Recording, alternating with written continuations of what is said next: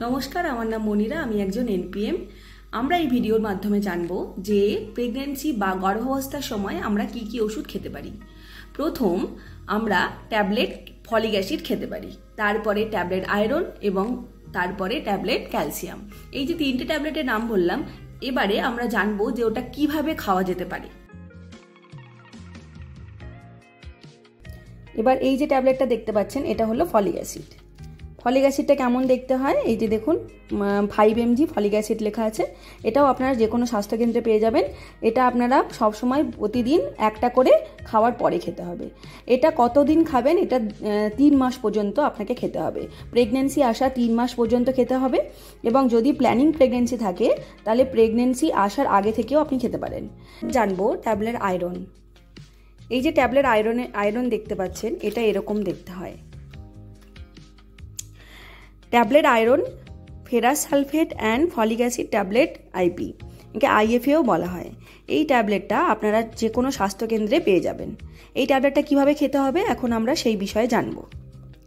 এই যে একটা লেবু আছে, সেই লেবুকে 4 ভাগ করে এক ভাগ লেবুর রস একটা গ্লাসে নিগড়ে সেই জলটাকে দিয়ে একটা ট্যাবলেট তার সাথে জল, এটা সবসময় আপনারা খালি পেটে সকালবেলা খাওয়ার চেষ্টা করবেন, ব্রেকফাস্ট করার আগে। এই যে ট্যাবলেটটা দেখতে পাচ্ছেন, এটার নাম ক্যালসিয়াম। এটা কেমন দেখতে হয়, এরকম। Calcium carbonate with vitamin D3। এটাতে দেখুন 500 আছে, আপনারা দেখতে পাচ্ছেন এটা 500 আছে। এই ট্যাবলেটটা আপনাদের প্রেগনেন্ট মায়েদের 1000 লাগবে। তাহলে 2টো করে ট্যাবলেট খেতে হবে, দুপুরবেলা খাওয়ার পরে একটা, রাতের বেলা খাওয়ার পরে একটা। তাহলে আমরা কি শিখলাম? ফলিক অ্যাসিড যেদিন প্রেগন্যান্সি শুরু হচ্ছে তার 3 মাস পর্যন্ত এই ট্যাবলেটটা খেয়ে যেতে হবে। তার 3 মাস পর থেকে আয়রন আর ক্যালসিয়াম আপনাকে কন্টিনিউ করতে হবে।